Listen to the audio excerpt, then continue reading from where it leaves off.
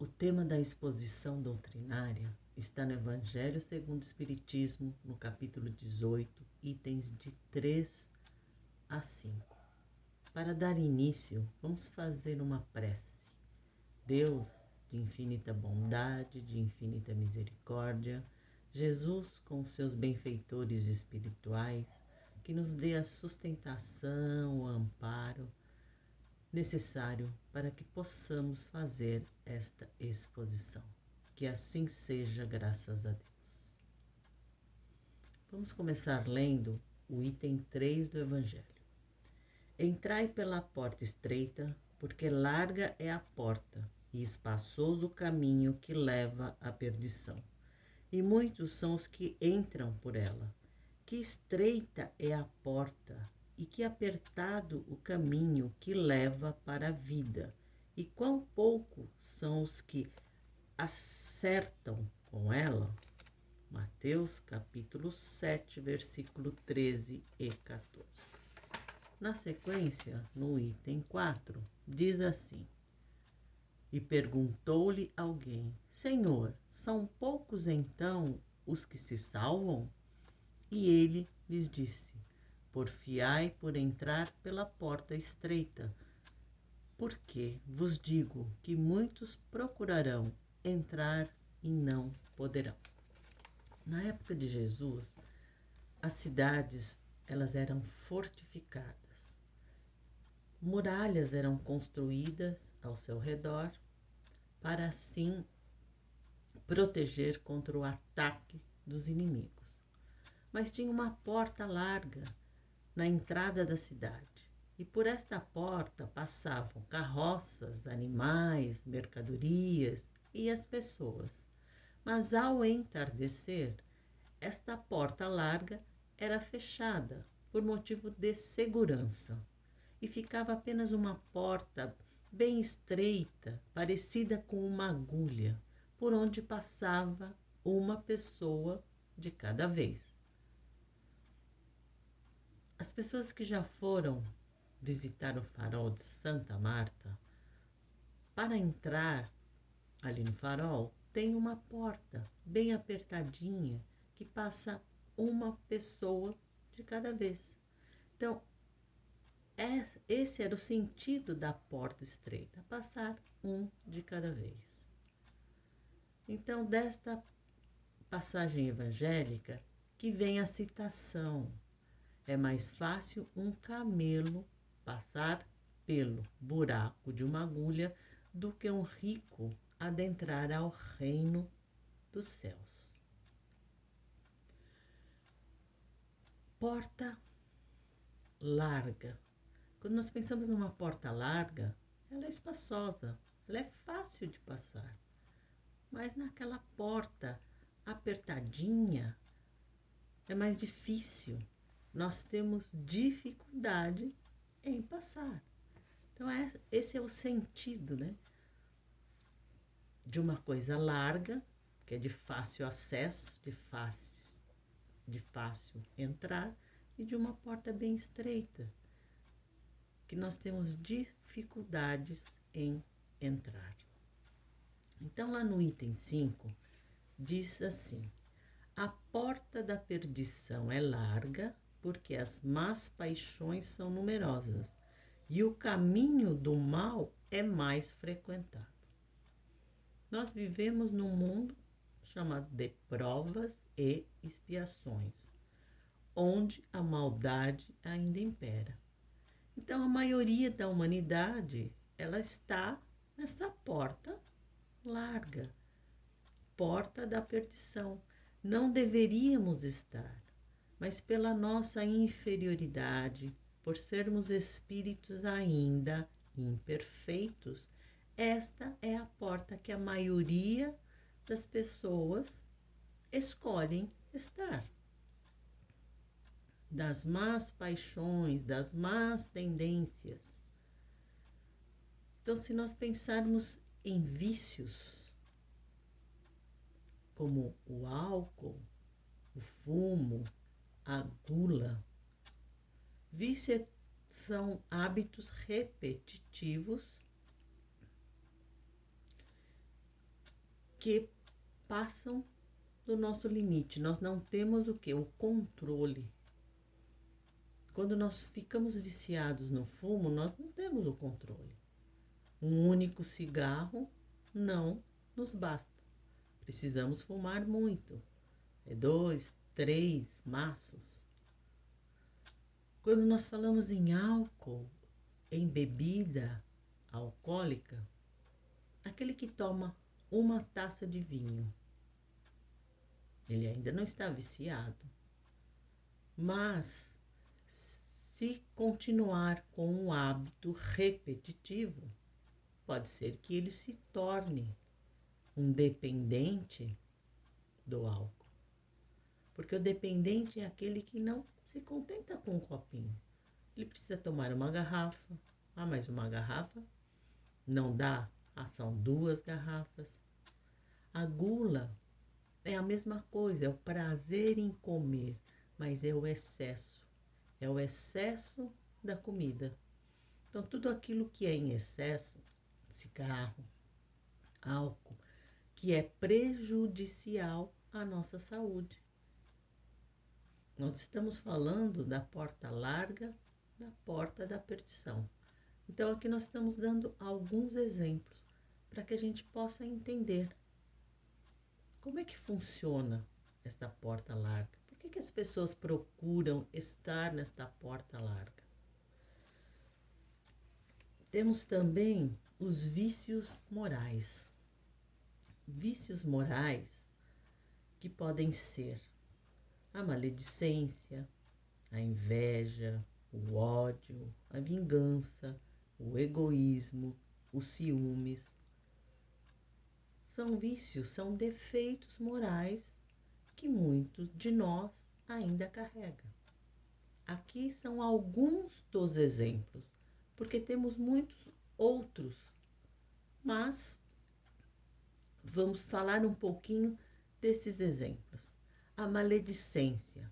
A maledicência é falar mal do outro.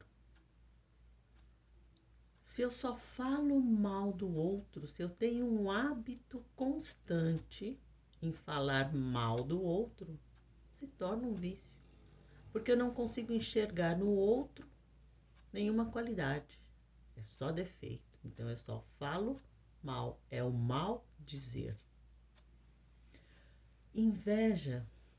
A inveja é quando uma pessoa ela tem um bem material. Ela já tem um carro. Mas aquele carro que ela tem, já para ela não serve mais, porque o vizinho comprou um modelo melhor. Porque o do vizinho, a cor, o modelo é melhor que o meu. Então ela inveja, ela quer ter sempre o que o outro tem. E com isso, ela sofre as suas aflições, porque ela nunca está satisfeita com aquilo que ela tem, com aquilo que ela conquistou. Ela sempre quer conquistar o que o outro tem. Ódio. Fulano não torce pelo mesmo time que eu. Eu odeio. Eu odeio aquele sujeito, porque ele não pensa da mesma forma que eu. Ele não torce pelo mesmo time. Mas esse ódio, ele pode crescer e se tornar uma vingança. Porque quantas vezes nós, nos noticiários, nós nos deparamos com a notícia de que fulano do time tal bateu no outro que não era do seu mesmo time. O ódio que levou à vingança.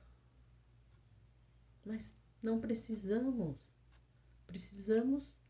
não precisamos ter ódio ou querer a vingança contra o próximo.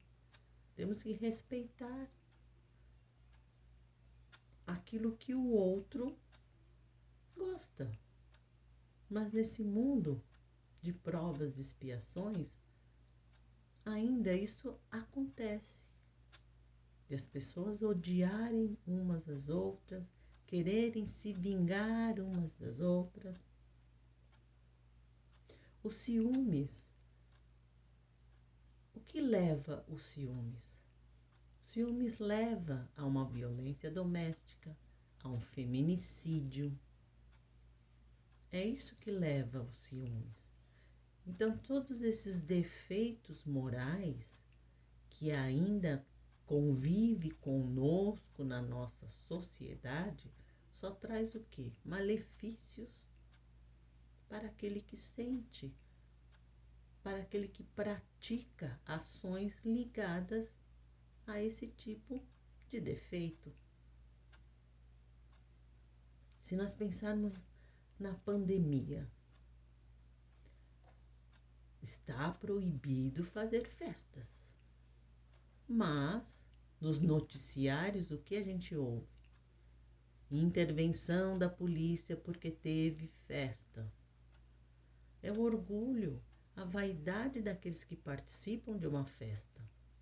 Por quê?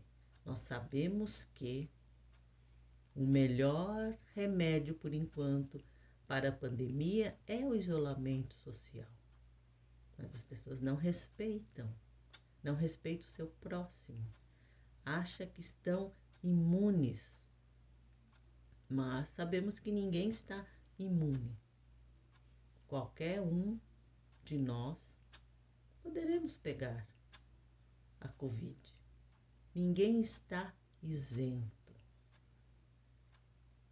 Mas a sociedade em que nós vivemos, o orgulho, a vaidade ainda é muito grande. As pessoas olham só para si, se achando diferente dos outros, se achando superior aos outros.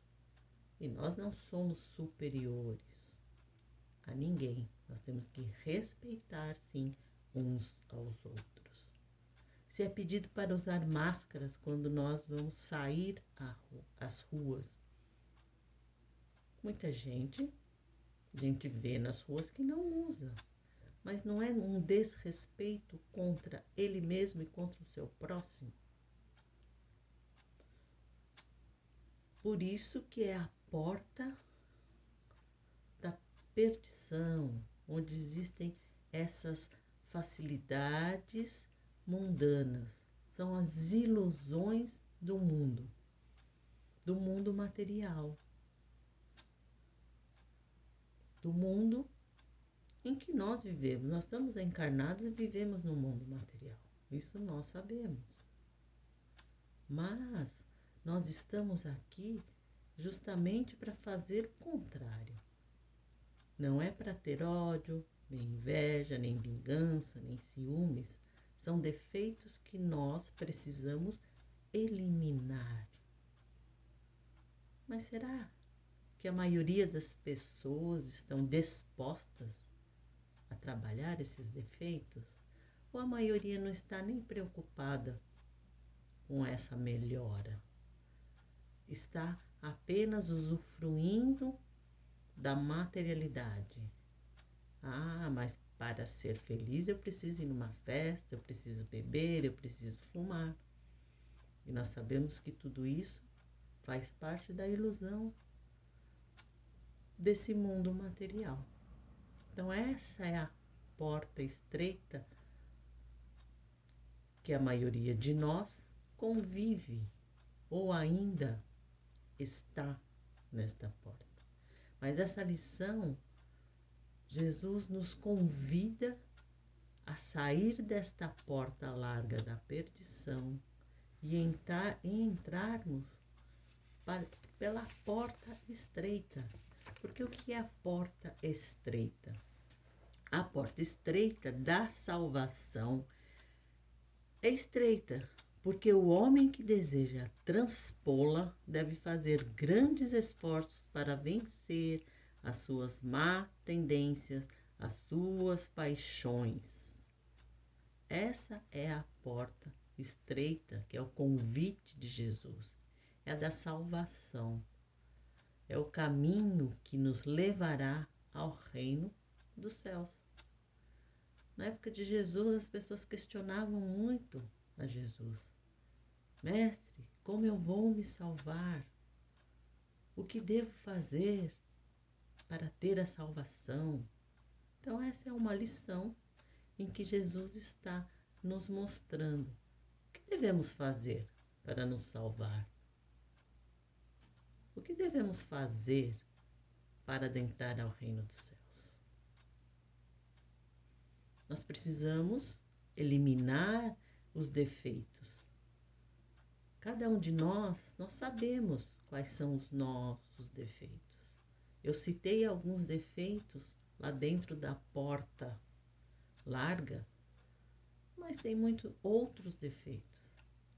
Então, cada um de nós, identificando o defeito que temos, vamos trabalhar para poder eliminar esses defeitos e estar caminhando dentro dessa porta estreita, que é o caminho que Jesus está nos ensinando. É o caminho onde nós respeitamos o próximo, onde nós colocamos em prática os ensinamentos de Jesus, onde nós viemos aqui, estamos encarnados e temos as nossas provações para cumprir. Então, nós cumprimos as nossas provações com resignação, porque entendemos que todo sofrimento em que nós passamos nesta encarnação são resquícios de vidas passadas ou são atos que nós, quando mais jovens, fizemos nessa mesma encarnação. Quando nós, muitas vezes, estávamos lá naquela porta larga, na porta da perdição, lei de causa e efeito. Então, quais são as consequências que nós estamos colhendo das nossas próprias ações, que nós temos que melhorar? Que defeito eu tenho que melhorar? O que eu preciso para ser uma pessoa de bem? Aquela que pratica o amor, pratica a caridade, tem a humildade, tem a benevolência. Porque aquele que está no caminho do bem, ele está em busca de virtudes. Ele está em busca de conquistar estas virtudes.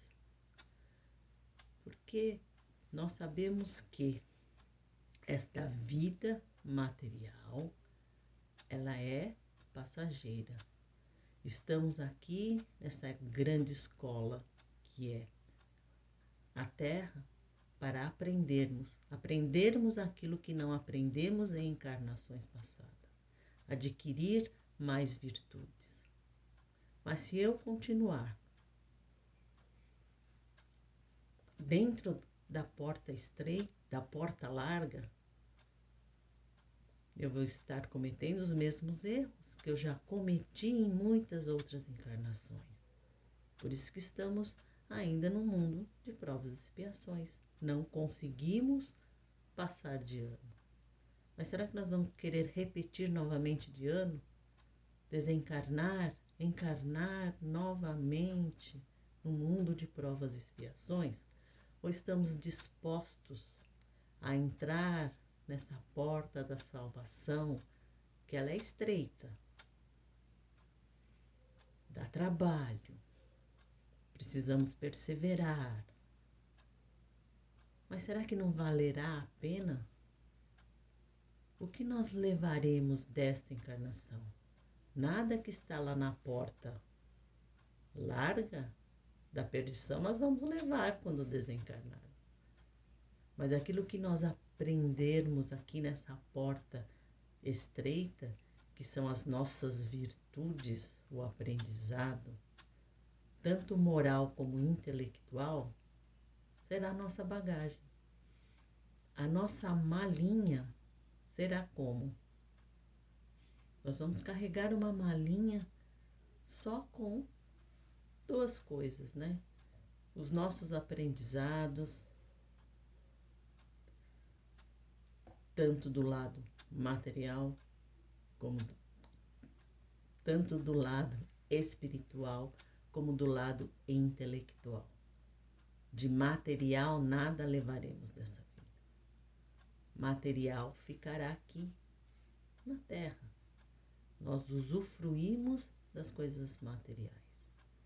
Mas ao desencarnar, a nossa malinha, ela vai com a sabedoria e com amor, que são as nossas duas asinhas que nós precisamos.